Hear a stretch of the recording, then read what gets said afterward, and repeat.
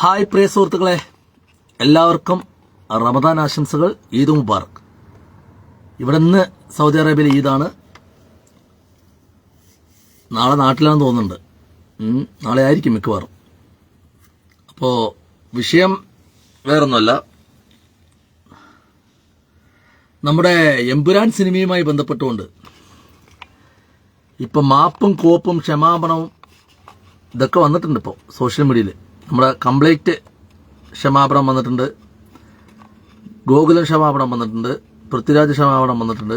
അങ്ങനെ ക്ഷമയുടെ ഒരു കാലഘട്ടത്തിലൂടെയാണ്. അതായത് ഇസ്ലാം മതം പഠിപ്പിക്കുന്നത് ക്ഷമിക്കാനും ക്ഷമ പറയാനും പൊറുക്കാനും എല്ലാമാണല്ലോ ഇസ്ലാം പഠിപ്പിക്കുന്നത്. അപ്പോൾ റമദാൻ ദിനത്തിൽ ഈദിന്റെ അവസാന നാളുകളിൽ നമ്മുടെ കേരളത്തിലെ മഹാനായിട്ടുള്ള നടൻ മുതൽ എല്ലാവരും ഒരു സിനിമയുടെ പേരിൽ പ്രിയപ്പെട്ടവർക്ക് മുന്നിൽ ക്ഷമ പറഞ്ഞിരിക്കുകയാണ്. വളരെ നല്ല കാര്യം. ആർക്കെങ്കിലും മനോവിഷമങ്ങൾ ഉണ്ടായിട്ടുണ്ടെങ്കിൽ ക്ഷമ പറയുന്നതിൽ ഒരു തെറ്റുമില്ല. അതൊരിക്കലും ഞാനതിനെ കുറച്ചും കാണില്ല. കാരണം ഇന്ത്യ മഹാരാജ്യത്ത് 143 കോടി ജനങ്ങളുണ്ട്. ഈ 143 കോടി ജനങ്ങളിലെ ഭൂരിഭാഗം ആളുകൾക്ക്, അല്ലെങ്കിൽ അവരെ പ്രതിനിധാനം ചെയ്തു നടക്കുന്നു എന്ന് വിചാരിച്ച് നടക്കുന്ന, അല്ലെങ്കിൽ ചമഞ്ഞ് നടക്കുന്ന ഒരു സമുദായത്തിന്റെ, ഒരു സമൂഹത്തിന്റെ മൊത്തം അട്ടിപ്പേർ അവകാശം ഞങ്ങൾക്കാണെന്ന് പറഞ്ഞ് നടക്കുന്ന ആളുകൾക്ക് മനോവിഷമം ഉണ്ടായിട്ടുണ്ടെങ്കിൽ അതിൽ ക്ഷമ പറയുന്നതിൽ വലിയ തെറ്റൊന്നുമില്ല. അപ്പൊ ഈ ക്ഷമ പറച്ചില് അങ്ങോട്ടും ഇങ്ങോട്ടും വേണം. കൊടുക്കൽ വാങ്ങലെങ്കിൽ ഉണ്ടെങ്കിൽ ആ ക്ഷമ പറച്ചിലിന് ഒരു അർത്ഥമുള്ളൂ അല്ലേ. ഇവിടെ ക്ഷമ പറഞ്ഞത് സംഘപരിവാർ കുടുംബത്തിനോടാണ് ക്ഷമ പറഞ്ഞിരിക്കുന്നത്. മോഹൻലാലും അതിന്റെ അണിയറ പ്രവർത്തകരും സംഘപരിവാർ കുടുംബത്തിനോടാണ് ക്ഷമ പറഞ്ഞിരിക്കുന്നത്. സത്യസന്ധമായ കാര്യങ്ങളെ സമൂഹത്തിന് മുമ്പിലേക്ക് കൊണ്ടുവരുന്ന സമയത്ത് ചിലർക്ക് വേദനിക്കും. അത് സത്യമാണെന്ന് ബോധ്യപ്പെട്ടു കഴിഞ്ഞാൽ, ആ കാര്യങ്ങൾ സത്യമാണെന്ന് ബോധ്യപ്പെട്ടു കഴിഞ്ഞാൽ അതിന് മറുപടി പറയാൻ കഴിയാതെ വരുന്ന സമയത്തുണ്ടാകുന്ന ഒരുതരം വികാരമാണ് ഈ എതിർക്കുക, ആക്രമിക്കുക, ആക്രമിച്ച് കീഴ്പ്പെടുത്തുക എന്നുള്ളൊരു സമ്പ്രദായം. 100 വർഷമായിട്ട് ഇന്ത്യയിൽ പ്രവർത്തിച്ചുകൊണ്ടിരിക്കുന്ന ഒരു സംഘടനയാണ് RSSഉം സംഘപരിവാർ സംഘടന. 100 വർഷമായിട്ട്. അതിൽ ആർക്കും യാതൊരു സംശയമില്ലല്ലോ. ഈ 100 വർഷത്തെ അവരുടെ ചിട്ടയായ പ്രവർത്തനം കൊണ്ട് ഇന്ത്യ മഹാരാജ്യത്തിൽ ഭരണം പിടിക്കാൻ അവർക്ക് കഴിഞ്ഞു. ഇന്ത്യ മഹാരാജ്യത്ത് ഭരണം പിടിക്കാൻ ബി ജെ പി അല്ല, RSS നേതൃത്വം കൊടുക്കുന്ന സംഘപരിവാർ കുടുംബത്തിൽപ്പെട്ട അവരുടെ ഒരു ബഹുജന സംഘടനയായിട്ടുള്ള BJP ഒരു ദേശീയ രാഷ്ട്രീയ പാർട്ടിയായി വളരുകയും ജനസംഘത്തിലൂടെ വളർന്നു വന്ന് അതൊരു രാഷ്ട്രീയ പാർട്ടിയായി മാറി ഇന്ത്യ രാജ്യം ഇന്ന് ഭരിക്കുന്ന 98 കാലങ്ങളിൽ വാജ്പേയി ഭരിച്ചിരുന്നെങ്കിലും അന്നൊരു വ്യക്തമായിട്ടുള്ള ഭൂരിപക്ഷമില്ലാതെ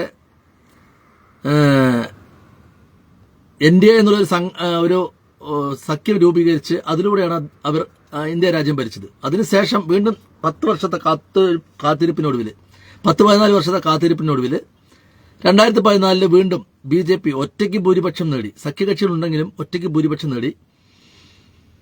2019 അതുപോലെ തന്നെ ഒറ്റയ്ക്ക് ഭൂരിപക്ഷം, മൃഗീയ ഭൂരിപക്ഷം നേടി. ഇപ്പൊ 2025 വ്യക്തമായ ഭൂരിപക്ഷം ഇല്ലെങ്കിലും നല്ല ഹൈ മെജോറിറ്റിയോടുകൂടി തന്നെ അവര് ഇപ്പൊ അധികാരത്തില്, അതായത് 3ാം ടേമില് അവര് വ്യക്തമായിട്ടുള്ള ഒരു ഭൂരിപക്ഷത്തിൽ അധികാരത്തിലിരിക്കുന്നു.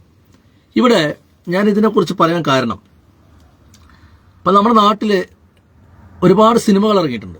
രാഷ്ട്രീയ സിനിമകൾ, പ്രൊപ്പഗാൻഡ സിനിമകൾ ഇറങ്ങിയിട്ടുണ്ട് ഒരുപാട്. അതും ചില കാര്യങ്ങൾ വ്യക്തമായിട്ടുള്ള തീരുമാനത്തോട് കൂടിയിട്ട് ഇറക്കിയ സിനിമകളുണ്ട്. പിന്നെ ഈ പറഞ്ഞ പ്രൊപ്പഗാൻഡ സിനിമകളിൽ തന്നെ ചിലരെ താഴ്ത്തി കാണിക്കണം, അത് ഞാൻ ആരെ എന്തെന്നൊന്നും പറയുന്നില്ല, ചിലരെ താഴ്ത്തി കാണിക്കാൻ വേണ്ടി തന്നെ നിർമ്മിച്ചിട്ടുള്ള ചിത്രങ്ങളുണ്ട്. അത് കേരളത്തിന് പുറത്ത് നല്ല രീതിയിൽ അത് ജനങ്ങൾക്കിടയിലേക്ക് ആഴ്ന്നിറങ്ങിയിട്ടുണ്ട്. കേരളം പോലെ സൗത്ത് ഇന്ത്യൻ സംസ്ഥാനങ്ങളിലേക്ക് അങ്ങനെയുള്ള സിനിമകൾ കൂടുതൽ ചലനം സൃഷ്ടിക്കാൻ കഴിഞ്ഞിട്ടില്ല എന്നുള്ളത് നഗ്നമായിട്ടുള്ള സത്യമാണ്. നഗ്നമായിട്ടുള്ള സത്യമാണ്. ഈ കഴിഞ്ഞ 100 വർഷക്കാലവും ഈ പറയുന്ന സംഘപരിവാർ സംഘടനകൾ മുസ്ലിം വിരോധികളായിട്ട് തന്നെയാണ്, മുസ്ലിം പ്ലസ് ക്രിസ്ത്യൻ വിരോധികളായിട്ട് തന്നെയാണ് അവർ ഇന്ത്യ രാജ്യത്ത് പ്രവർത്തിച്ചുകൊണ്ടിരിക്കുന്നത്. അവരുടെ ഏറ്റവും വലിയ ശത്രു എന്ന് പറയുന്നത് ഇന്ത്യയിലെ മുസ്ലിങ്ങളായിട്ടാണ് അവർ കാണുന്നത്. ഇന്ത്യയിലെ മുസ്ലിങ്ങളാണ് അവർ ഏറ്റവും കൂടുതൽ ശത്രുക്കളായി കാണുന്നത് അല്ലേ. ഒരു സിനിമ എടുത്തോട്ടെ, എല്ലാം പ്രൊപ്പഗാൻഡയാണ്. അജണ്ടയില്ലാത്ത ഒരു പരിപാടി അവർക്കില്ല. ഇപ്പൊ എമ്പുരാൻ എന്ന് പറഞ്ഞൊരു സിനിമ ഇറങ്ങി. ആ സിനിമയ്ക്കകത്ത് സത്യസന്ധമായിട്ടുള്ള കാര്യമാണ് അതിനകത്ത് കാണിച്ചിരിക്കുന്നത്. ഗോത്ര കലാപം ഇന്നും കോടതിയിൽ വിധി നിർണ്ണയിക്കപ്പെടാതെ കിടക്കുന്ന ഒരു വിഷയമാണ്. 2-3 കമ്മീഷനുകൾ അന്വേഷിച്ചിട്ട് അതിൽ ഒരു കമ്മീഷൻ മാത്രമാണ് എതിരഭിപ്രായം പറയും. ബാക്കി 2 കമ്മീഷനും അത് ഉണ്ടായത് ഈ രൂപത്തിലാണെന്നുള്ളത് കോടതിക്ക് കൊടുത്തിട്ടടക്കം അതിനെക്കുറിച്ച് വ്യക്തമായിട്ടുള്ള ഇന്നും ഒരു തീരുമാനം ഉണ്ടാകാതെ കിടക്കുന്ന ഒരു കേസാണ്. ഇന്ന് സുപ്രീം കോടതിയിൽ കിടക്കുന്ന ഒരു കേസാണ്. അപ്പീൽ പോയി സുപ്രീം കോടതിയിൽ കിടക്കുന്ന കേസാണ്. മനസ്സിലായിട്ടുണ്ടോ? ഇന്ത്യ രാജ്യത്ത് പല സംസ്ഥാനങ്ങളിലും വർഗീയ കലാപങ്ങൾ ഉണ്ടാക്കി. ഇപ്പൊ നോക്കിക്കേ, ഈ റമസാൻ മാസത്തിൽ പോലും UP എന്ന് പറയുന്ന യോഗി ഭരിക്കുന്ന സംസ്ഥാനത്തിൽ ഇന്നും അവിടെ മുസ്ലിങ്ങൾക്ക് ഒരു നിസ്കരിക്കാനോ അവർക്ക് ആരാധനാ സ്വാതന്ത്ര്യം, ഇന്ത്യ രാജ്യത്തിൽ ഇന്ത്യൻ ഭരണഘടന തരുന്ന സ്വാതന്ത്ര്യത്തെ ഹനിക്കപ്പെടുന്ന രീതിയിലുള്ള പ്രവർത്തനങ്ങളാണ് നടന്നുകൊണ്ടിരിക്കുന്നത്. ഇന്ന് പല റോഡുകളുടെ പേര് മാറ്റിക്കൊണ്ടിരിക്കുന്നു, പല സ്ഥലങ്ങളുടെ പേര് മാറ്റിക്കൊണ്ടിരിക്കുന്നു. അതൊക്കെ ചെയ്തോട്ടെ. ഇപ്പൊ അവസാനമായിട്ട് ഒരു സിനിമ, ഒരു പ്രൊപ്പഗണ്ട സിനിമ ഇറങ്ങി, ഇല്ല ചാവ എന്ന് പറഞ്ഞൊരു സിനിമ ഇറങ്ങി. മഹാരാഷ്ട്രയിൽ അതിലുണ്ടാക്കിയ ഓളം എത്ര പേരുടെ ജീവൻ നഷ്ടപ്പെട്ടു. വർഗീയ കലാപം അവിടെ കത്തിപ്പടരുകയാണ്. ഔറംഗസീബ് എന്ന് പറയുന്ന നിങ്ങൾ ഗൂഗിൾ ചെയ്ത് നോക്കിയാൽ കാണാൻ പറ്റും. എലോൺ മസ്കിന്റെ ഇതിൽ പറഞ്ഞിരിക്കുന്നത്, ഒരു ചോദ്യത്തിന് ഉത്തരം പറയുന്നത്, ഇന്ത്യയിൽ GDP ഏറ്റവും കൂടുതൽ നല്ല ഉയർന്ന GDP നൽകിയ ഒരു ഭരണാധികാരിയാണ്. ഇന്ത്യ രാജ്യത്ത് അവർ കൊള്ളയടിച്ചിട്ടില്ല. ബ്രിട്ടീഷുകാർ കൊള്ളയടിച്ച പോലെ കൊള്ളയടിച്ചു കൊണ്ടുപോയിട്ടില്ല. കോഹിന്നൂർ രത്നം പോലൊക്കെ ഇവിടുത്തെ എന്തൊക്കെ അമൂല്യമായിട്ടുള്ള പ്രകൃതി സമ്പത്തുകളുണ്ടോ അത് മുഴുവൻ കൊണ്ടുപോയവരാണ് ഈ ബ്രിട്ടീഷുകാർ. ബ്രിട്ടീഷുകാരുടെ ഒരു സ്മാരകം എന്ന് പറയാൻ ഇവിടെ വല്ലതുണ്ടോ? എന്നാൽ ഇന്ത്യ രാജ്യത്ത് മുഗളന്മാരുടെ സ്മാരകം എന്ന് പറയാൻ ഒരുപാട് സ്ഥാപനങ്ങൾ, കുത്തബ് മിനാർ തൊട്ടിട്ട് റെഡ് ഫോർട്ട് തൊട്ടിട്ട് താജ്മഹൽ തൊട്ടിട്ട് ഒരുപാട് സംഭവങ്ങൾ ഇന്ത്യ രാജ്യത്ത് ഇന്നും സ്മാരകങ്ങളായി നിൽക്കുന്നുണ്ട്. ഈ പറയുന്ന സംഘപരിവാർ സംഘടനകൾക്ക് ഇതിലേക്ക് ഇടിച്ചു നിർത്താനുള്ള ചങ്കൂറ്റും ചങ്കുറപ്പുണ്ടോ? ഇന്ത്യ രാജ്യം അവരല്ലേ ഭരിക്കുന്നത്? അവരുടെ കയ്യില്ല ആഭ്യന്തരവും അധികാരവും എല്ലാം ഇരിക്കുന്നത്. എന്തുകൊണ്ട് ചെയ്യില്ല?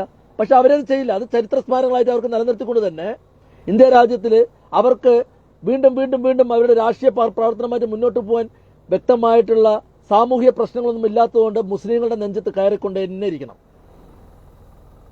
അതിന്റെ സത്യം വിളിച്ചോതിയ ഒരു സിനിമയാണ് എമ്പുരാൻ എന്ന് പറഞ്ഞ സിനിമ.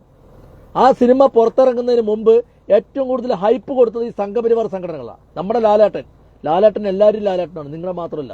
മലയാളത്തിന്റെ മഹാനടനാണ്, കേരളത്തിന്റെ മധുരമാണ് ലാലേട്ടന്റെ മമ്മൂക്കയൊക്കെ. കേരളത്തിന്റെ മധുരമാണ്. നല്ല നല്ല കഥാപാത്രങ്ങളിലൂടെ കേരളത്തിലെ ജനങ്ങളെ മനസ്സിലെടുത്ത് നല്ല ആരാധകന്മാരെ ഉണ്ടാക്കി വെച്ചിട്ടുള്ള, അല്ലാതെ ഈ സംഘപരിവാർ ഉണ്ടാകുന്നതിന് മുമ്പ് തന്നെ ഈ മോഹൻലാലും മമ്മൂട്ടിയൊക്കെ ഈ കേരളത്തിന്റെ പൊതുമധ്യത്തിൽ തിളങ്ങി നിന്ന നക്ഷത്രങ്ങളാണ് അവർ. അവർക്ക് സംഘപരിവാറൊന്നും പട്ടം ചാർത്തി കൊടുക്കണ്ട. മനസ്സിലായിട്ടുണ്ടോ? പിന്നെ അദ്ദേഹത്തിനെതിരെ പറയുന്നത് മേജർ പദവി തിരിച്ചതാണ്. മേജർ പദവി സംഘപരിവാറിന്റെ RSSന്റെ കാര്യാലയമായിട്ടുള്ള നാഗപ്പൂരിൽ നിന്ന് കൊടുത്തതല്ല മേജർ പദവി. അറിയാമോ നിങ്ങൾക്ക്? മേജർ പദവി കൊടുത്തത് പട്ടാളമാണ്. പട്ടാളം എന്തിനാ ഈ മേജർ പദവി കൊടുത്ത്? ചെറുപ്പക്കാർക്ക് ഇൻസ്പയർ ആകാൻ വേണ്ടിയിട്ട്, ചെറുപ്പക്കാർ പട്ടാളത്തിലേക്ക് ആകർഷിക്കാൻ വേണ്ടിയിട്ട് കേരളത്തിന്റെ മഹാനടനായിട്ടുള്ള മോഹൻലാലിനെ ഈ മേജർ പദവി കൊടുത്ത് ആ പദവി കൊടുത്ത് അലങ്കരിച്ചത്, അദ്ദേഹത്തിന് ബ്രാൻഡ് അംബാസഡർ ആക്കിയത് യുവജനങ്ങൾക്ക് ഒരു ഇൻസ്പയർ ആകാൻ വേണ്ടിയിട്ടാണ്. അല്ലാതെ നാഗ്പൂരിലുള്ള RSSന്റെ കാര്യാലയത്തിന് മോഹൻ ഭാഗവത് കൊടുത്ത് ചാർത്തി കൊടുത്തതല്ല ഈ മേജർ പദവി എന്ന് പറയുന്നത്. RSSന്റെ കാര്യാലയത്തിന് ചാർത്തി കൊടുത്ത പദവിയല്ല. മോഹൻ ഭാഗവതിന്റെ വള്ളിട്ട് ഹൗസിന്റെ ഉള്ളിൽ നിന്ന് എടുത്ത് കൊടുത്തതല്ല. അത് ഇന്ത്യൻ പട്ടാളം കൊടുത്തതാണ്. അതൊരു ബ്രാൻഡ് ഐക്കണായിട്ടുള്ള മോഹൻലാലിന് കൊടുത്തത് നമ്മുടെ ചെറുപ്പക്കാർക്ക് ഇൻസ്പയർ ആകാൻ വേണ്ടി കൊടുത്തതാണ്.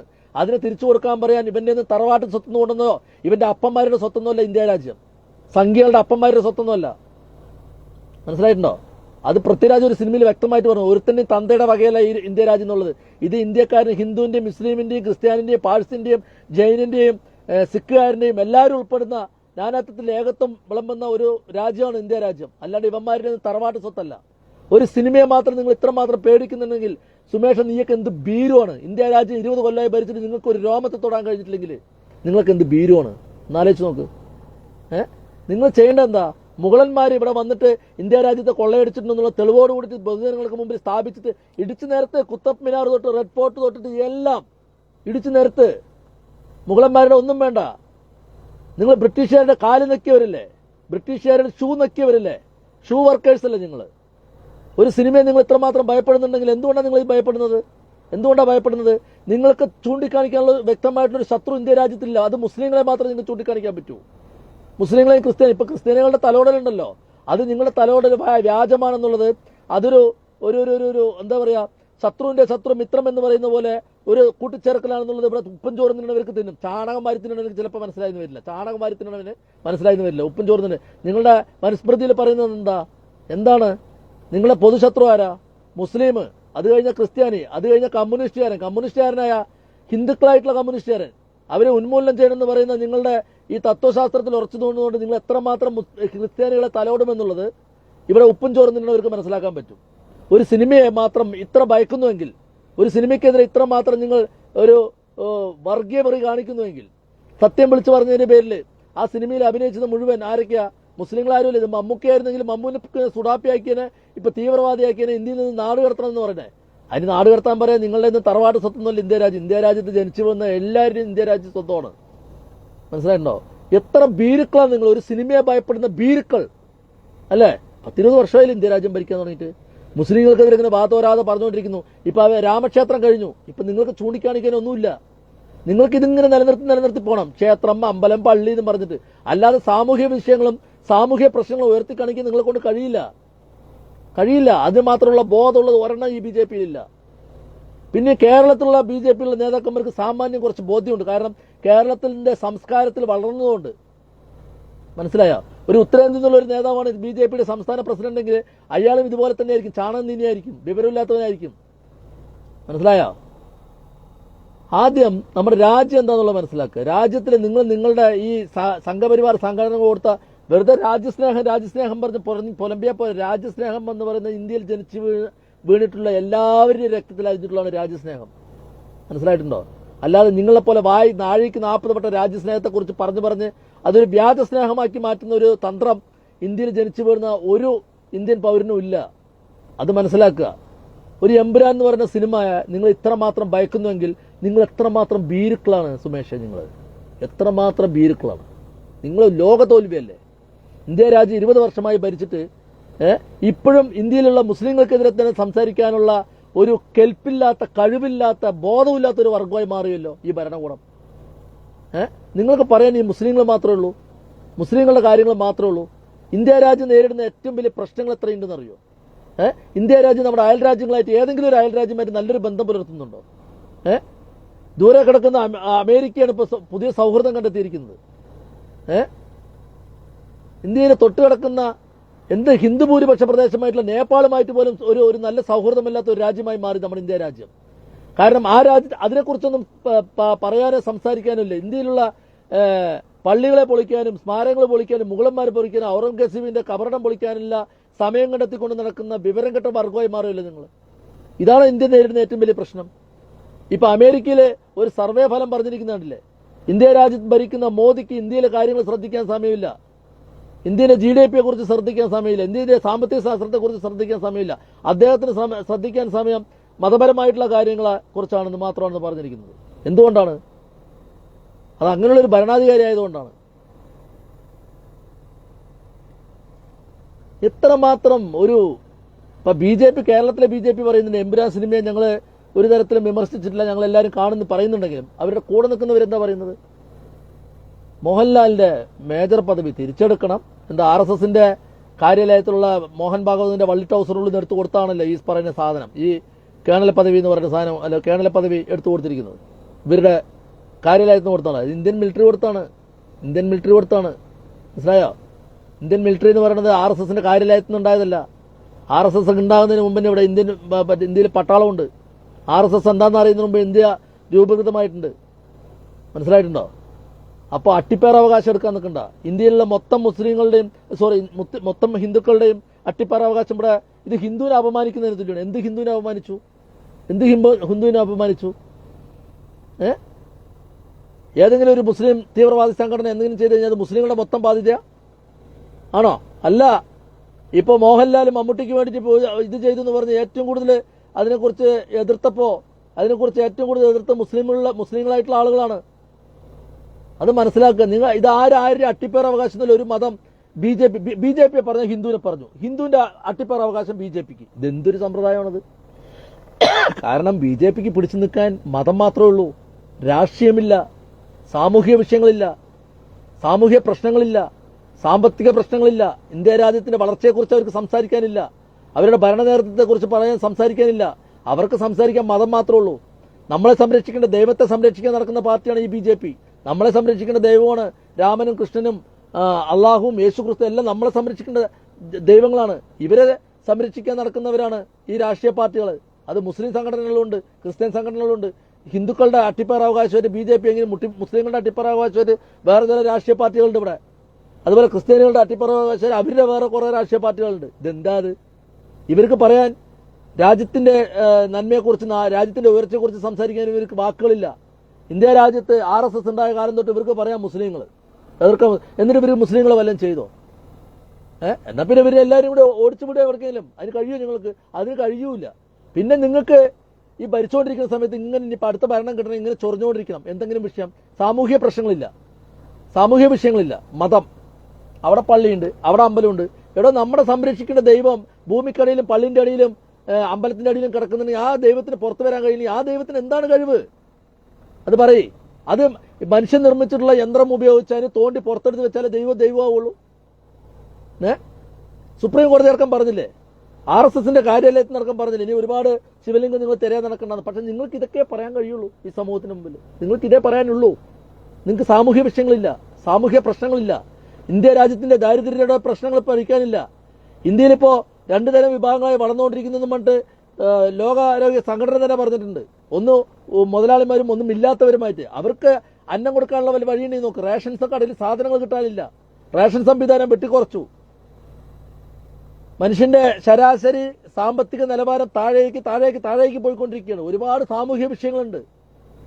അതിനെക്കുറിച്ചൊന്നും പറയാനില്ലാതെ എനി ടൈം ഇവർക്ക് പറയാനുള്ളൂ. ഇവരുടെ BJPന്റെ നേതാക്കന്മാർക്ക്, BJPക്കാർക്ക്, സംഘപരിവാര മുസ്ലിങ്ങൾ ആ പള്ളി വിളിക്കണം, ഈ പള്ളി വിളിക്കണം, ഭൂമിന്റെ അടിയിൽ ദൈവമുണ്ട്, ആ പള്ളിന്റെ അടിയിൽ ശിവലിംഗമുണ്ട്, ആ മറ്റേ പള്ളിന്റെ അടിയിൽ രാമലിംഗമുണ്ട്. ഇതെന്താ അത്? നിങ്ങൾ നിങ്ങളുടെ ദൈവത്തെ തന്നെ ഇത്രയും അപഹാസ്യരാക്കുന്നുണ്ടല്ലോ എന്നുള്ളതാണ് എനിക്ക് പറയാനുള്ളത്. നിങ്ങൾ ഈ ദൈവങ്ങൾ ഇത്രയും അപഹാസ്യരാക്കുന്നത്. ദൈവങ്ങളാണ് നമ്മളെ സംരക്ഷിക്കേണ്ടത്. എല്ലാ ദൈവങ്ങളും സംരക്ഷിക്കപ്പെടേണ്ടതാണ്. എല്ലാ മതങ്ങളും സമാധാനത്തിന് വേണ്ടിയാണ്. എല്ലാ മതഗ്രന്ഥങ്ങളും അവസാനം ചെന്നെത്തുന്നത് സമാധാനത്തിലും സ്നേഹത്തിലുമാണ്. മനസ്സിലായിട്ടുണ്ടോ? ഈ പറഞ്ഞതിൽ എവിടെയുണ്ട്? എല്ലാ മതത്തിന്റെ കാര്യം പറയുന്നത്. ഹിന്ദു ആയിക്കോട്ടെ, മുസ്ലിം ആയിക്കോട്ടെ, ക്രിസ്ത്യാനി, എല്ലാ മതഗ്രന്ഥങ്ങളും വായിച്ച് മനസ്സിലാക്കിയിട്ട് സമാധാനവും സ്നേഹം പറയുന്ന മതഗ്രന്ഥങ്ങൾ വായിച്ചു പഠിച്ചവര് ഒരിക്കലും ഇതുപോലുള്ള വംശീയപരി സംസാരിക്കില്ല. ഇവിടെ ഒന്നും അറിയാത്തവർ മുറിവൈദ്യനെ ആളെ കൊല്ലുമെന്ന് പറയുന്നത് പോലെ കുറച്ചെന്തെങ്കിലും മനസ്സിലാക്കിയിട്ട് മറ്റുള്ളവരെ കൊല്ലാൻ നടക്കുന്ന ഒരു വിഭാഗമായി മാറിക്കൊണ്ടിരിക്കുകയാണ് ഇപ്പൊ ഇന്ത്യ രാജ്യത്തിലെ ഒരു വിഭാഗം ആളുകൾ. എമ്പുരാൻ സിനിമ ഇറങ്ങിയതിന്റെ പേരിൽ ഇന്ത്യ രാജ്യത്തിൽ RSSന്റെ മുഖഭദ്രമായിട്ടുള്ള ഓർഗനൈസർ പോലും ലേഖനം എഴുതുന്ന ഗതികെട്ടൊരു അവസ്ഥയിലേക്ക് സുമേഷ്, നീയും നിന്റെ പാർട്ടി, നിന്റെ പരിവാർ സംഘടനകൾ എത്തിയല്ലോ എന്നുള്ളതാണ് എനിക്ക് പറയാനുള്ളത്. എന്ത് ലോക തോൽവിയാണ്? ഇത്ര കാലം ഭരിച്ചിട്ട് വീണ്ടും മുസ്ലിങ്ങൾ, സ്വന്തം രാജ്യത്തുള്ള ജനങ്ങളാണ് മുസ്ലിങ്ങൾ, അവരെ കുറിച്ച് തന്നെ പറയും. സ്വന്തം നാട്ടിലുള്ള, സ്വന്തം ഭരണത്തിൽ കീഴിലുള്ള ഈ പ്രധാനമന്ത്രി മോദി എന്ന് പറയുന്ന പ്രധാനമന്ത്രി മുസ്ലിമിന്റെയും ക്രിസ്ത്യാനിന്റെയും ജൈനിന്റെയും ജൂതന്റെയും എല്ലാവരുടെയും ഹിന്ദുവിന്റെയും എല്ലാവരുടെയും പ്രധാനമന്ത്രിയാണ് മോദിജി. മനസ്സിലായിട്ടുണ്ടോ? അദ്ദേഹത്തിന്റെ കീഴിലുള്ള അദ്ദേഹത്തിന്റെ പ്രജകളാണ്. ആ പ്രജകളെ കുറിച്ച് തന്നെ വാതോരാതെ വംശീയവെറി പറഞ്ഞുകൊണ്ടിരിക്കുന്ന സമയത്ത് എന്ത് തോൽവിയാണ്? ഒന്നിലെ അവർക്ക് വേണ്ടി ഒന്നും ചെയ്യാതിരിക്കുക, അല്ലെങ്കിൽ അവര് രാജ്യം വിട്ടു പോകാൻ പറയാ. അതിനുള്ള കെൽപ്പുമില്ല, തന്റെ ഇടവില്ല. പിന്നെ മുഗളന്മാരുടെ രംഗത്ത് കയറുക. മുഗളന്മാര് കള്ളന്മാരാണ്, കൊള്ളയടിച്ചു. ബ്രിട്ടീഷുകാർ എന്താ പറയുക, തലോടിയിട്ടാണോ പോയത്? ആണോ? ഇന്ത്യയുടെ ഏറ്റവും കൂടുതൽ സമ്പത്ത് കൊള്ളയടിച്ച് ചരിത്രം പഠിക്കും. നിങ്ങൾ ചരിത്രം പഠിക്കുന്നത്. ജനഗണമന നേരമാർഗം പറയാനറിയാത്ത സംഘ നേതാക്കന്മാരാണ് ഇന്ന് രാജ്യസ്നേഹവും രാജ്യത്തിന്റെ ചരിത്രത്തെയും കുറിച്ച് പറയുന്നത്. ജനഗണമന, ദേശീയഗാന നേരമാർഗം ചെല്ലാൻ കഴിയില്ല, അറിയില്ല. മനസ്സിലായിട്ടുണ്ടോ?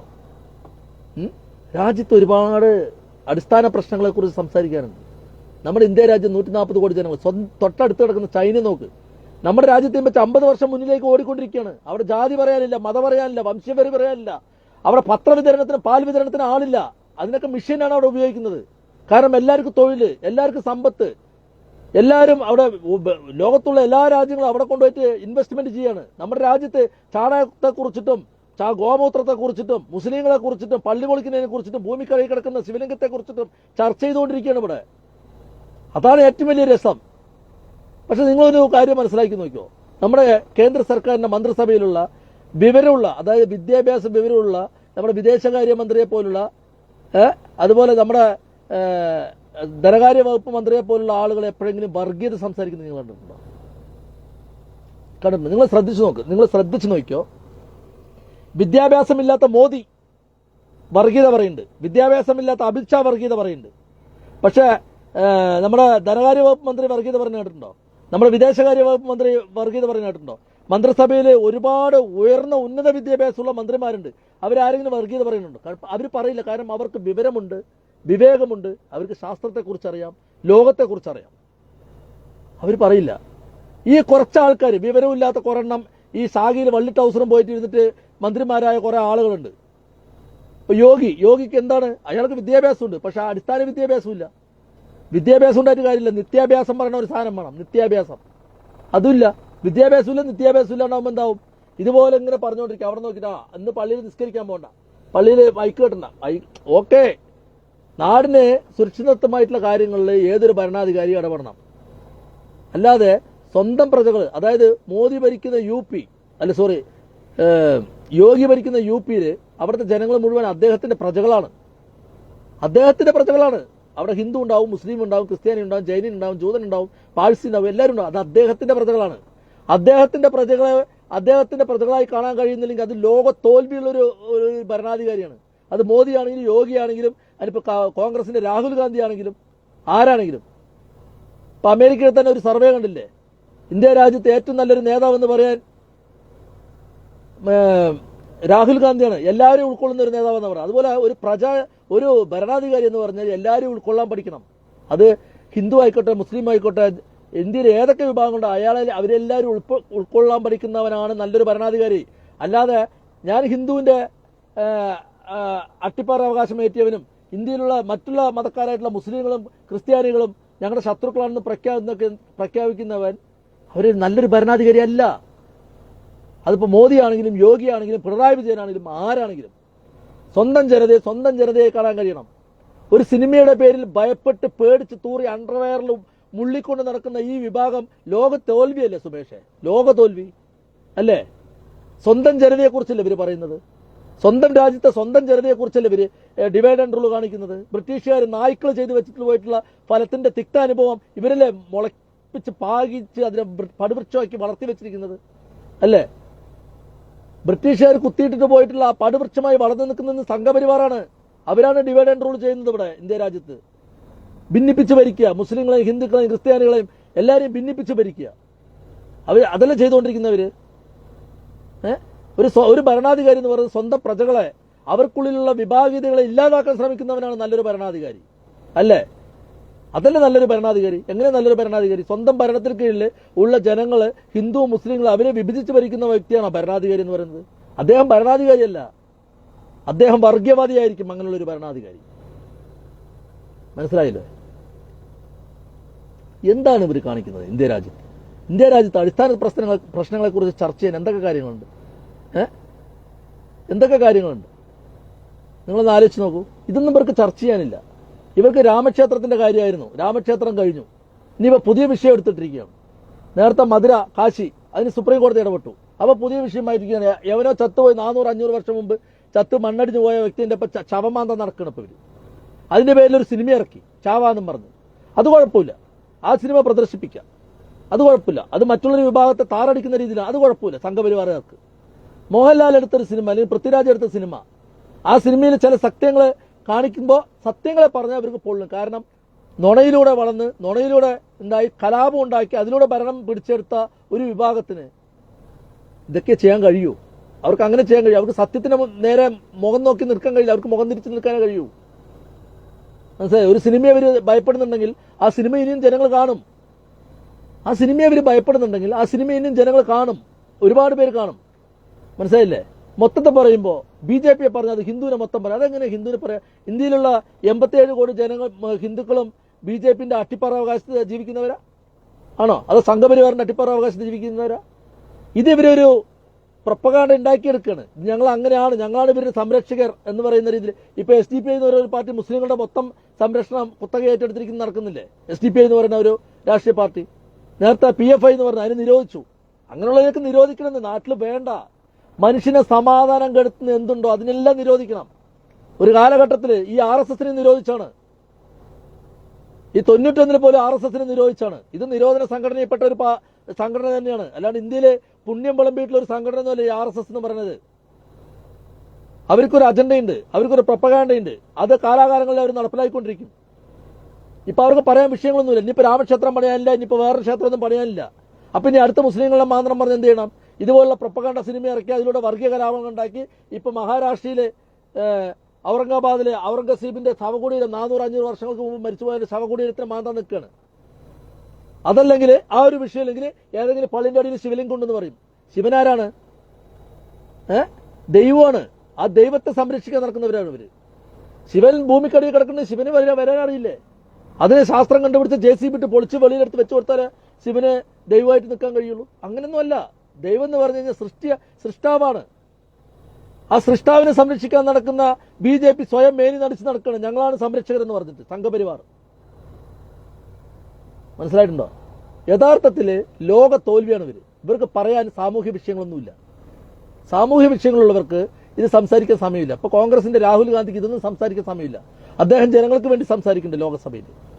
അവിടെ എവിടെയും ദൈവത്തെയും പറഞ്ഞില്ല. അയാൾ ഭരണഘടന ഉയർത്തിപ്പിടിച്ചിട്ടാണ് കാര്യങ്ങൾ സംസാരിക്കുന്നത്. ഇവർക്ക് അത് പറയാനുള്ള നട്ടെല്ലും ചങ്കുറപ്പുമില്ല. ഇവർക്ക് എപ്പോൾ പറഞ്ഞാൽ നോക്കിയാലും ശ്രീകൃഷ്ണനെ കുറിച്ച് പറയണം, രാമനെ കുറിച്ച് പറയണം, സീതയെ കുറിച്ച് പറയണം, രാവണനെ കുറിച്ച് പറയണം, പരമശിവനെ കുറിച്ച് പറയണം, പാർവതിയെ കുറിച്ച് പറയണം എന്നല്ലാതെ ദൈവം നമ്മുടെ സംരക്ഷകരാണ്. എല്ലാ ദൈവങ്ങളും സമാധാനത്തിന്, സന്ദേശത്തിന്റെ, സമാധാനത്തിന്, സ്നേഹത്തിന്റെ വക്താക്കളാണ്. എല്ലാ മതഗ്രന്ഥങ്ങളും ചെന്ന് അവസാനിക്കുന്നത് സമാധാനത്തിലും സ്നേഹത്തിലുമാണ്. അതിന് മതഗ്രന്ഥങ്ങൾ എന്താണെന്നുള്ളത് നിങ്ങൾ വായിക്കണം. മനസ്സിലായില്ലേ? അല്ലാതെ വ്യാജ രാജ്യസ്നേഹവും പറഞ്ഞ് ജനഗണമന നേരമാർഗം പറയാനും ഉച്ചരിക്കാൻ അറിയാതെ, ദേശീയഗാനം ഉച്ചരിക്കാൻ നേരമാർഗം പറയാനറിയാത്ത നിങ്ങളൊക്കെ ഈ മൊത്തം ജനതയുടെ സംരക്ഷകരായി മാറണ്ട. ഒരു ഭരണാധികാരി എന്ന് പറഞ്ഞു കഴിഞ്ഞാൽ, ഒരു ക്യാബിനറ്റ് എന്ന് പറഞ്ഞു കഴിഞ്ഞാൽ ഇന്ത്യയിലെ എല്ലാ ജനങ്ങളും 144 കോടി ജനങ്ങളെ ഉൾക്കൊള്ളുന്നവരായിരിക്കണം. അല്ലാതെ ഒരു വിഭാഗത്തെ ഭിന്നിപ്പിച്ച് നിർത്തിക്കൊണ്ട് ഭരിക്കുന്നവൻ ഒരു ഭരണാധികാരി അല്ല. അതാദ്യം മനസ്സിലാക്കുക. ഭരണാധികാരി എങ്ങനെയായിരിക്കണം? ഭരണാധികാരി എന്ന് പറഞ്ഞു കഴിഞ്ഞാൽ ഇന്ത്യയിൽ എത്ര 140 കോടി ജനങ്ങളുണ്ടോ ആ 145 കോടി ജനങ്ങളെയും ഒരേ കണ്ണിൽ കാണാൻ കഴിയുന്നവനാണ് ഭരണാധികാരി. അതായിരിക്കണം ഭരണകർത്താവ്. ചരിത്രത്തിന്റെ താളുകളിൽ എഴുതിപ്പെടും. അല്ല പറഞ്ഞ RSSന്റെ ശാഖയിലുള്ള ഏതെങ്കിലും നോട്ട് ബുക്കിൽ എഴുതി വെക്കാനേ പറ്റുള്ളൂ. മനസ്സിലായിട്ടുണ്ടോ? RSSന്റെ ആസ്ഥാനം ഉണ്ടല്ലോ നാഗ്പൂരിൽ, അവിടെയുള്ള ഏതെങ്കിലും ഒരു കിതാബിൽ എഴുതി വെക്കാനേ പറ്റുള്ളൂ ഇങ്ങനെ ഒരു പ്രധാനമന്ത്രി ഇന്ത്യ രാജ്യം ഭരിച്ചിരുന്നു. അങ്ങനെ എല്ലാവരും പ്രധാനമന്ത്രി ഒരു ഭരണ സംവിധാനം ആകേണ്ടത് ജനങ്ങളെ ഭിന്നിപ്പിച്ചുകൊണ്ടല്ല ആകേണ്ടത്. ഹിന്ദു, മുസ്ലിം, ക്രിസ്ത്യാനി മറ്റും ഭിന്നിപ്പിച്ചുകൊണ്ട് ഒരു ഭരണകർത്താവ് ഒരു ഭരിക്കാൻ പാടില്ല ഒരു രാജ്യം. ആ രാജ്യം നാശത്തിലേക്കാ പോവുക. കാരണം ഒരു കാലഘട്ടത്തിൽ ഇന്ത്യ രാജ്യം വിവിധ നാട്ടുരാജ്യങ്ങളായിട്ട് ഇങ്ങനെ ഭിന്നിപ്പിച്ച് കിടന്നതിന്റെ കാരണം എന്താണെന്നറിയോ? പരസ്പരം വെട്ടിക്കീഴുന്ന രാജാക്കന്മാരായിട്ട് ഇവിടെ സ്വന്തം അതിർത്തിക്ക് ഇപ്പുറം നിന്നും വെട്ടി യുദ്ധം ചെയ്ത ആളുകളായി മാറിയതിന്റെ കാരണം എന്താണെന്നറിയോ? ഒന്നിപ്പിക്കാൻ കഴിയാത്ത ഒരു മനസ്സുള്ള ഭരണാധികാരികൾ നാട് ഭരിച്ചതുകൊണ്ടാണ്. മനസ്സിലായിട്ടുണ്ടോ? നിങ്ങൾ ഔറംഗസീബിന്റെ കുഴിമാടം മാന്താണ്ടിയും എമ്പുരാൻ സിനിമന്റെ കുഴിമാടം മാന്താൻ നടക്കാതെ ഇന്ത്യയിലെ രാജ്യത്തെ സാമൂഹ്യ പ്രശ്നങ്ങളെക്കുറിച്ച് പഠിക്കും. ഇന്ത്യയിലെ അടിസ്ഥാനരായിട്ടുള്ള വർഗമായിട്ടുള്ള ജനങ്ങൾക്ക് വേണ്ടിയിട്ട് എന്തെങ്കിലും ചെയ്യാൻ പറ്റുമോ എന്നുള്ളത് നോക്ക്. അല്ലാതെ തൂറിക്കൂട്ടാൻ കക്കൂസ് ഉണ്ടാക്കിയിട്ട് കുടിക്കാൻ കഞ്ഞിയില്ലാണ്ടായ നാട് നശിച്ചു പോവും. മനസ്സിലായ? തൂറിക്കൂട്ടാൻ കക്കൂസ് ഉണ്ടാക്കിയിട്ട് കക്കൂസുകൾ നിറയെ കെട്ടിയിട്ട് കുടിക്കാൻ കഞ്ഞിയില്ലാണ്ടായ, കുടിക്കാൻ കഞ്ഞി ഉണ്ടെങ്കിലേ തൂറാൻ പറ്റുള്ളൂ. മനസ്സിലായിട്ടുണ്ടോ? അടിസ്ഥാന പ്രശ്നങ്ങൾ പഠിച്ച് ജനങ്ങളുടെ അടിസ്ഥാന പ്രശ്നങ്ങൾ മനസ്സിലാക്കി, അല്ലാതെ ഒരു സിനിമയുടെ പുറകെ പോകാതെ, എമ്പുരാന്റെ ശവക്കുഴി മാന്താതെ,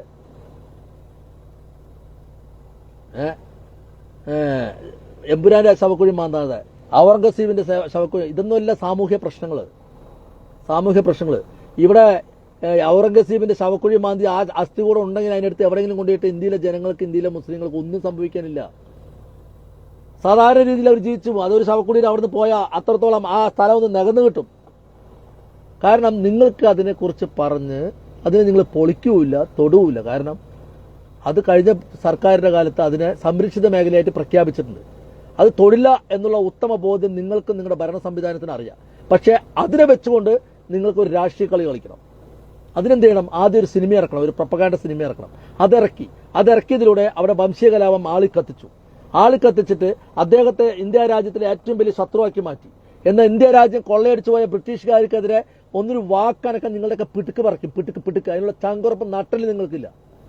മനസ്സിലായിട്ടോ? ഇന്ത്യ രാജ്യത്തിന്റെ കോഹിനൂർ വരെ അടിച്ചു മാറ്റിക്കൊണ്ടുപോയിട്ട് അവിടെ എലിസബത്ത് രാജ്യത്തിന്റെ നെറുകം തലയിൽ വെച്ചിട്ടുണ്ടായിരുന്നു ആ സാധനം, കിരീടത്തിൽ കട്ടിട്ട് പോയിട്ട്. ഇന്ത്യയിൽ നിന്ന് കട്ടിട്ട് പോയ രത്നത്തിന് അവിടുത്തെ രാജകുമാരി തലയിൽ ചൂടിക്കൊണ്ട് നടന്നു അല്ലേ?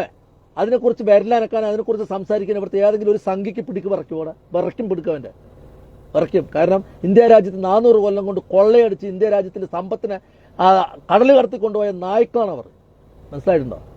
നായ്ക്കള് കൊള്ളയടിച്ച് ഇന്ത്യയിലെ സാമ്രാജ്യ ശക്തി ഇന്ത്യ രാജ്യത്ത് വന്ന് കോളനിയാക്കി മാറ്റി ലോകത്ത് മൊത്തം ഇവർ കോളനിയാക്കിയ നല്ല സമ്പത്തുള്ള രാജ്യങ്ങളുടെ മുഴുവൻ സമ്പത്ത് കൊള്ളയടിച്ചുകൊണ്ട് വരിക്കുന്നത്. ഇപ്പം മിഡിൽ ഈസ്റ്റിൽ ഇപ്പോൾ ഇവരെന്താ ചെയ്തുകൊണ്ടിരിക്കുന്നത്? എന്തിനാണ് ഇപ്പോൾ പാലസ്തീനിൽ യുദ്ധം ചെയ്തുകൊണ്ടിരിക്കുന്നത്, നിലനിർത്തിക്കൊണ്ടിരിക്കുന്ന ഒരു യുദ്ധം? ഈ മിഡിൽ ഈസ്റ്റിലുള്ള സ്വത്ത് കൊള്ളയടിക്കാം. ലോകത്തുള്ള മറ്റുള്ള രാജ്യങ്ങളുടെ സ്വത്ത് കൊള്ളയടിച്ച് ജീവിക്കുന്ന സാമ്രാജ്യത്വ വർഗത്തിന്റെ മൂടുതാങ്ങികൾ, ഷൂ നക്കികളല്ലേ നിങ്ങൾ? അല്ലേ? അല്ലേ? അവരെക്കുറിച്ച് നിങ്ങൾ ഇതുവരെ ഒരു വാക്ക് പറഞ്ഞിട്ടുണ്ടോ? ഇന്ത്യ രാജ്യത്ത് നശിപ്പിച്ചിട്ട് പോയവരാണ് മുഗളന്മാർ. അങ്ങനെയല്ല ചെയ്തിരിക്കുന്നത്. മുഗളന്മാർ ഇന്ത്യ രാജ്യത്തിന്റെ അഭിവൃദ്ധി ഉണ്ടാക്കിയിട്ട് പോയവരാ. ഇവിടുന്ന് അവരൊന്നും കൊള്ളയടിച്ചിട്ട് പോയിട്ടില്ല. ഇവരവിടെ ഈ നാട് ഭരിക്കുന്ന സമയത്ത് ഈ നാട്ടിലെ ജനങ്ങളെ ഒന്നായി കണ്ടവരാണ് അവർ. പക്ഷെ നിങ്ങൾ ചരിത്രത്തെ വളച്ചൊടിച്ചിട്ട്, ചരിത്രത്തെ ഇല്ലാതാക്കിയിട്ട് നിങ്ങൾ അവരെ മുഴുവൻ കള്ളന്മാരും കൊള്ളക്കാരാക്കി മാറ്റുക.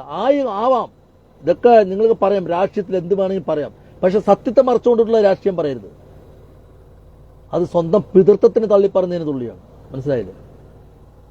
അതില്ലേ ഇന്ത്യയിലെ ഇന്ത്യയിലെ അടിസ്ഥാന പ്രശ്നങ്ങൾ ഒരുപാടുണ്ട് ഇന്ത്യയിലെ ജനങ്ങളുടെ. മനസ്സിലായിട്ടില്ലേ? 147 കോടി ജനങ്ങളുടെ ചൈന രാജ്യം ഇന്ത്യയിൽ വെച്ച് 50 വർഷം മുമ്പിലേക്ക് പോയിക്കൊണ്ടിരിക്കുകയാണ്. മനസ്സിലായോ? അവർക്കിതൊന്നും സംസാരിക്കാൻ സമയമില്ല. അവർക്ക് അമ്പലം പൊളിക്കാനില്ല, പള്ളി പൊളിക്കാനില്ല, ചർച്ച് പൊളിക്കാനില്ല, അവിടെ ദൈവത്തെക്കുറിച്ച് പറയാനില്ല, അവിടെ ദൈവികമായിട്ടുള്ള ഒരു കാര്യത്തെക്കുറിച്ച് ചർച്ച ചെയ്യാനില്ല. അവിടുത്തെ 147 കോടി ജനങ്ങളെ ഒന്നായി കണ്ട് അവർക്ക് വേണ്ടിയിട്ടുള്ള അവരുടെ വികസനത്തിന് വേണ്ടി, അവരുടെ സാമ്പത്തികമായിട്ടുള്ള ഉന്നമനത്തിക്ക് വേണ്ടിയിട്ടും, അവിടുത്തെ ബിസിനസ്സിന് വേണ്ടിയിട്ടും അവിടുത്തെ സർക്കാർ അഹോരാത്രം പണിയെടുക്കുന്നു. ആ രാജ്യം വളർന്ന് വളർന്ന് വളർന്ന് വളർന്ന് വളർന്ന് ഇന്ന് ലോകത്തിന് നെറുകി കയറി നിൽക്കുന്നു. പക്ഷെ നമ്മുടെ രാജ്യത്തോ? നമ്മുടെ രാജ്യത്ത് നേരെ മറിച്ച് സംഭവിച്ചിരിക്കുന്നു. ചാണകത്തിനെ കുറിച്ച് പരീക്ഷണം നടത്തുന്നു, ഗോമൂത്രത്തെക്കുറിച്ച് പരീക്ഷണം നടത്തുന്നു. മുസ്ലിങ്ങളുടെ ഏതൊക്കെ പള്ളിയെ പൊളിക്കാമെന്നുള്ളതിന്റെ പരീക്ഷണം നടക്കുന്നു.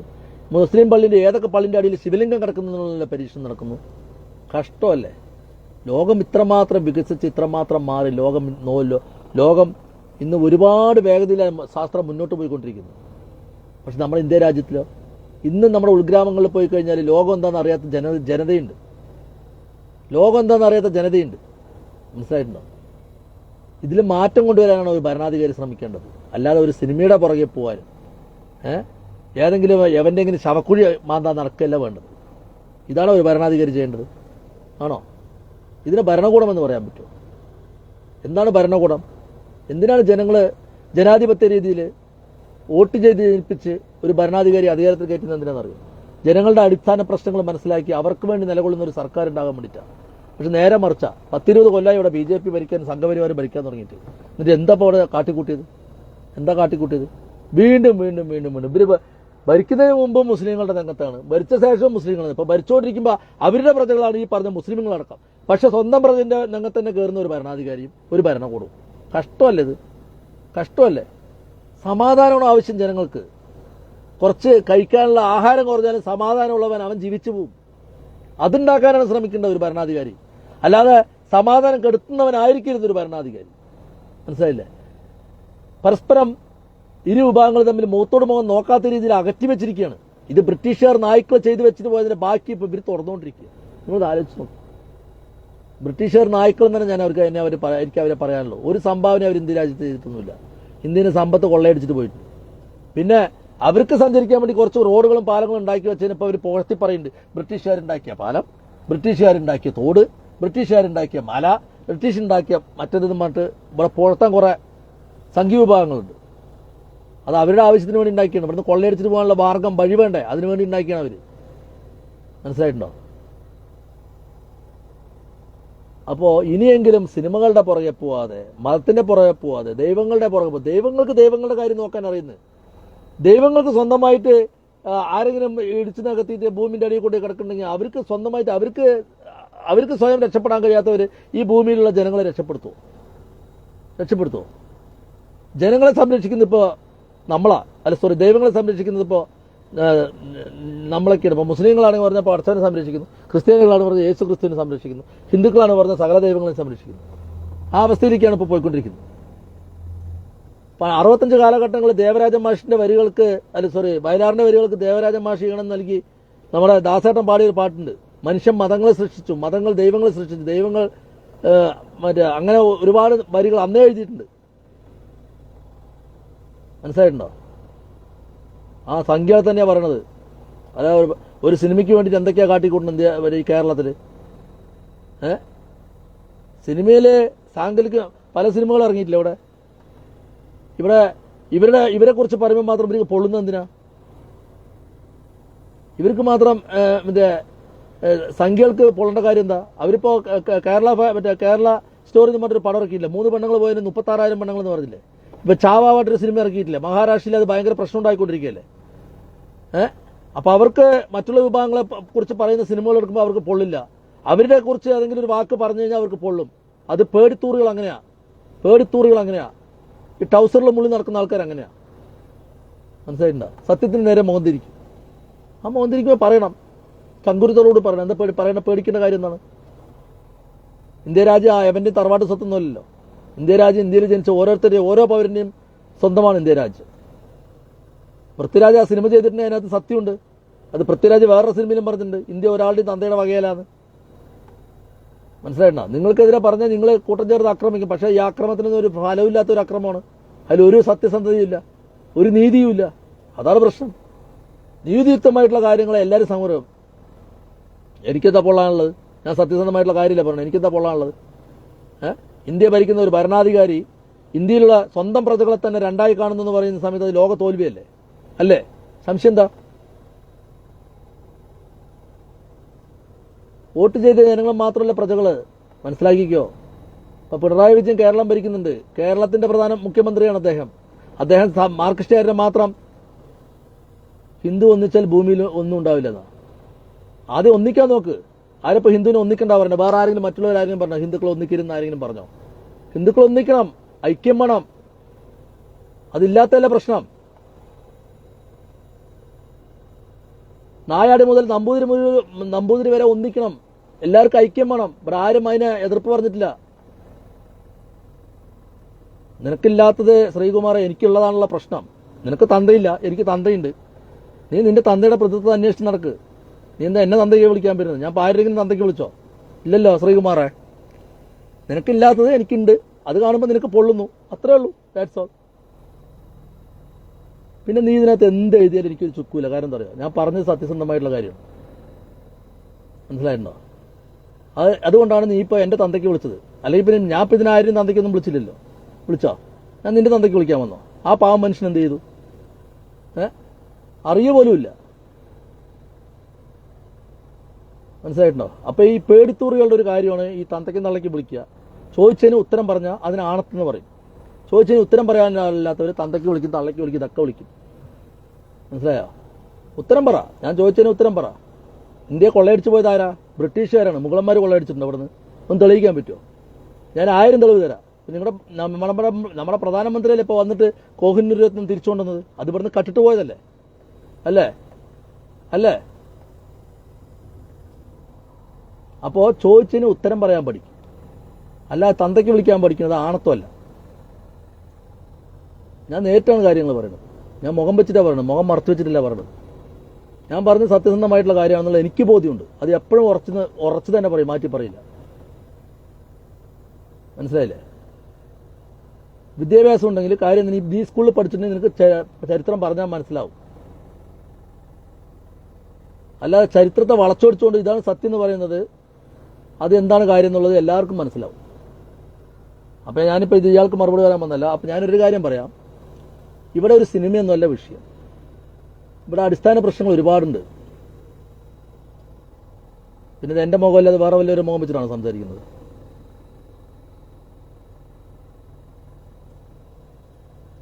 അതെ, അതാണ് വേണ്ടത്. മുഖം വെച്ച് സംസാരിക്കുക.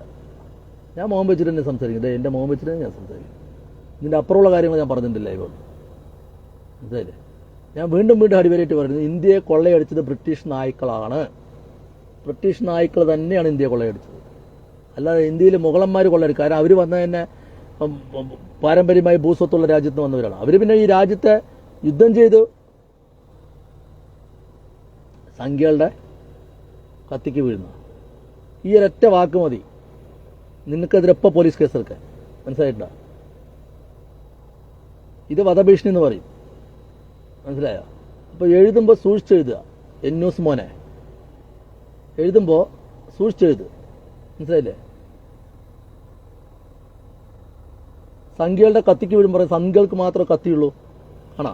ഈ കത്തി പറയുന്ന സംഖ്യകൾക്ക് മാത്രമേ കിട്ടുള്ളൂ. എന്താ പൊള്ളണത് കാര്യം പറയുമ്പോൾ? സംഖ്യകൾ പറഞ്ഞ് സംഖ്യകൾ തന്നെയാണ്. സംഖ്യകൾ തന്നെ പറയണം, അല്ലാണ്ട് തമ്പുരാക്കന്മാർ പറയാൻ പറ്റുമോ? സംഖ്യകൾ തന്നെ പറയുക. ഇന്ത്യ രാജ്യത്ത് അവർ പറയുന്നത് സംഖ്യകൾ തന്നെയാണ്.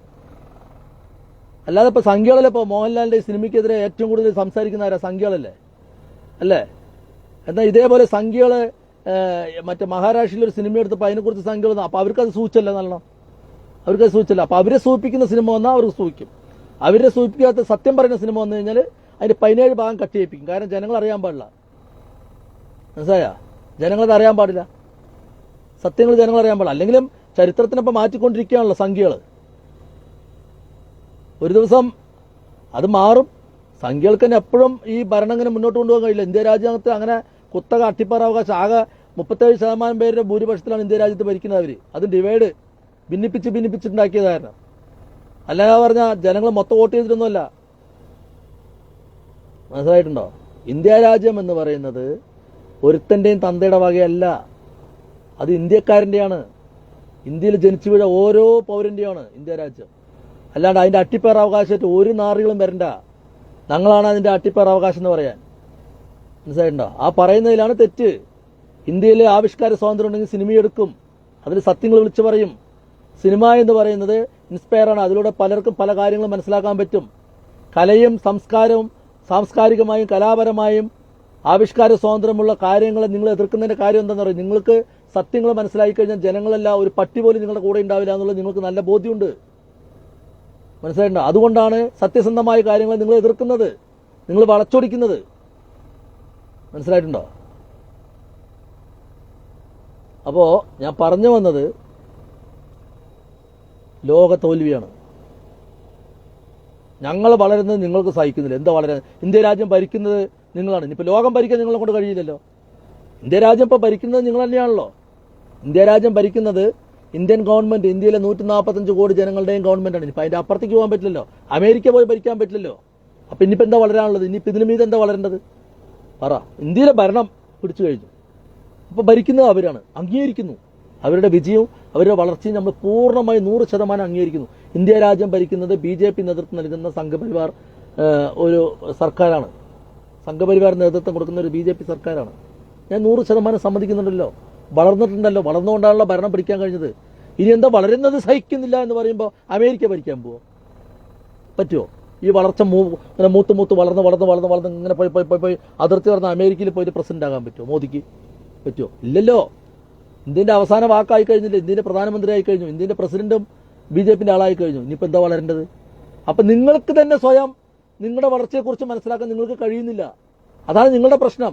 ഇത്രയും വളർന്നു ഇന്ത്യയുടെ ഭരണം നമ്മൾ പിടിച്ചു. ഇനി എന്തിനു നമ്മൾ മുസ്ലിങ്ങളുടെയും അമ്പലവും പള്ളിയൊക്കെ നമുക്ക് നോക്കേണ്ട കാര്യം എന്ന് ചിന്തിക്കേണ്ട കാര്യമുള്ളൂ. ഇന്ത്യയുടെ ഭരണം കയ്യിലുള്ളപ്പോൾ ഇന്ത്യ ഭരിക്കാനാണ് ശ്രമിക്കുന്നത്.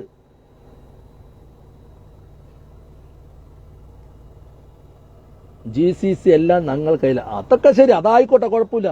ഇപ്പൊ അവരൊക്കെ ഇന്ത്യ രാജ്യത്ത് വന്ന് ചേരുകയാണെങ്കിൽ നമുക്ക് സന്തോഷമേ ഉള്ളൂ. സന്തോഷം.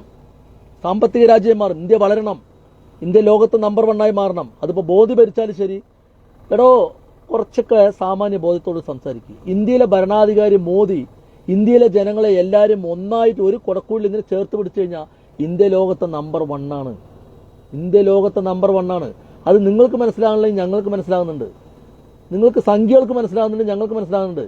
ഇന്ത്യ രാജ്യം ഭരിക്കുന്ന ബഹുമാനപ്പെട്ട പ്രധാനമന്ത്രി മോദിജി ഇന്ത്യയിലെ ജനങ്ങളെ ഹിന്ദു, മുസ്ലിം, ക്രിസ്ത്യാനി, പാഴ്സി, ജൈനൻ, ജൂതൻ അങ്ങനെയുള്ള എല്ലാവരും, ഇന്ത്യയിലുള്ള എല്ലാവരും ഒന്നിപ്പിച്ച് ഒരു കുടക്കീഴിൽ നിർത്തിക്കഴിഞ്ഞാൽ ഇന്ത്യ വല്ലരസ് നാടാണ്. നീ മനസ്സിലാക്കിക്കോ.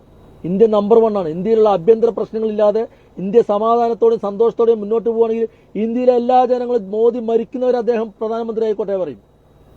അതന്നെയാണ് ഇവിടെ ആവശ്യം. മനുഷ്യന് ആവശ്യം സമാധാനമാണ്. അല്ലാണ്ട് ഭരിച്ചോണ്ടേ ഇരിക്കുക. എന്നിട്ട് പറയാം ആ പള്ളിന്റെ അടിയിൽ ശില കിടക്കുന്നുണ്ട്, ശിവലിംഗം കിടക്കണം, അതിന് കുത്തിപ്പടക്കണം പറയാ. മറ്റാളുടെ ശവകുടീരം കുത്തിപ്പടക്കണം. ഈ ഔറംഗസൂബി പറഞ്ഞവൻ വന്നവനാണ്. അറബ് നാട്ടിൽ നിന്ന് വന്ന് ഇന്ത്യ രാജ്യം ഭരിച്ചവനാണ്. അവന്റെ ശവകുടീരം തോണ്ടിയാലെന്ത്, തോണ്ടിയില്ലെങ്കിൽ എന്ത്? അത് മൊത്തം ആസിഡ് മൊത്തം കരിയിപ്പിച്ച് JCB മണ്ണിട്ട് നികത്തിയാലും ഇവിടെ ആർക്കും ഒരു ചുക്കും സംഭവിക്കാൻ പോലുള്ള. പക്ഷെ നിങ്ങളത് ചെയ്യില്ല. നിങ്ങൾ അത് വെച്ച് ഇങ്ങനെ ചൊറിഞ്ഞുകൊണ്ടേയിരിക്കും.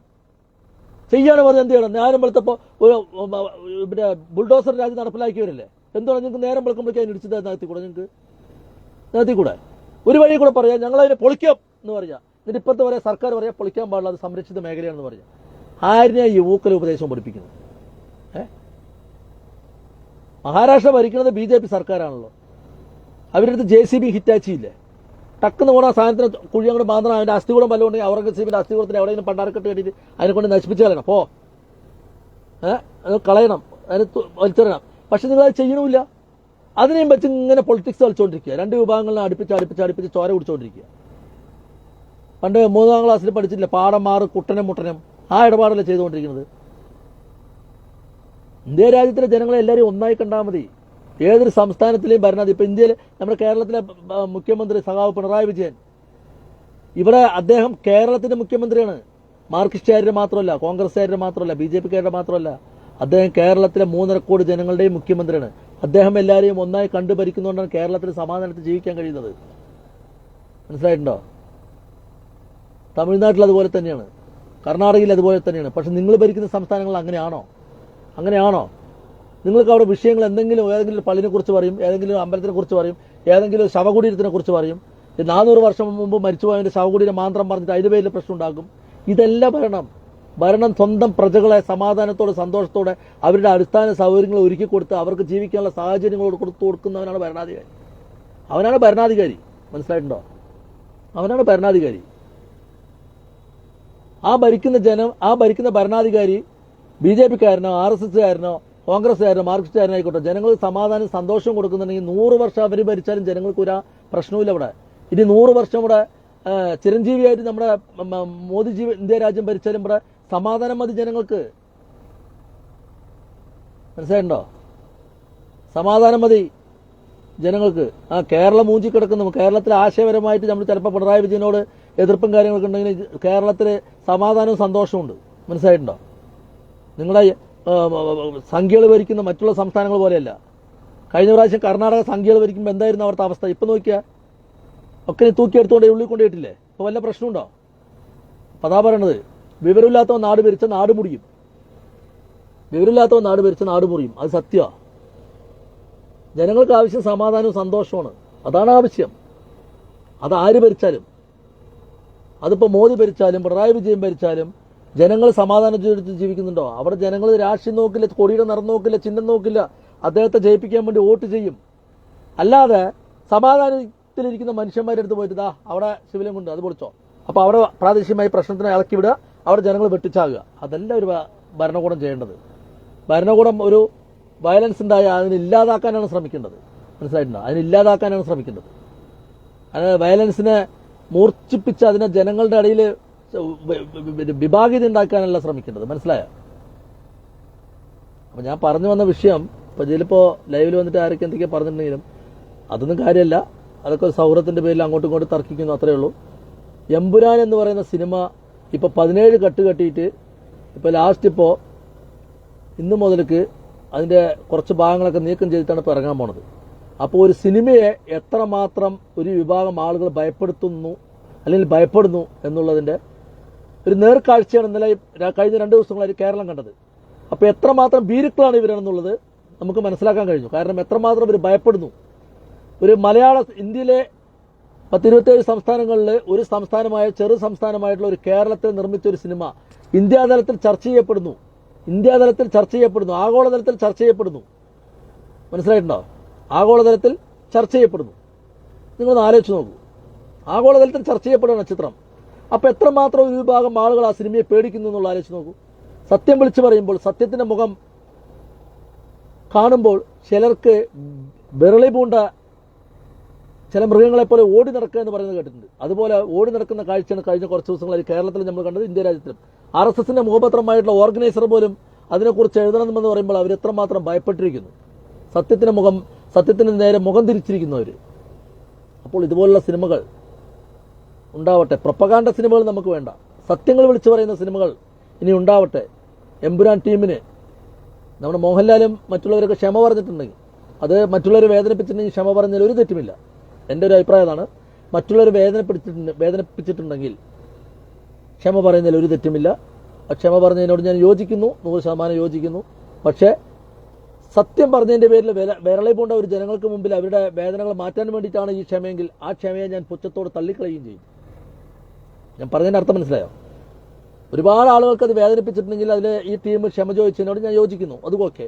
പക്ഷെ സത്യം പറഞ്ഞതിന്റെ പേരിൽ വിരളി പൂണ്ട ഒരു ജനതയ്ക്ക് മുന്നിലാണ് ഇവർ ക്ഷമ പറഞ്ഞിട്ടുണ്ടെങ്കിൽ ഇവരോട് പുച്ഛം, ഇവരോട് പുച്ഛം, ഇവരോട് പുച്ഛം. കാരണം നട്ടലില്ലാത്തവരാണെന്ന് ഇവർ പറയും കാലം. ജയ് ഹിന്ദ്.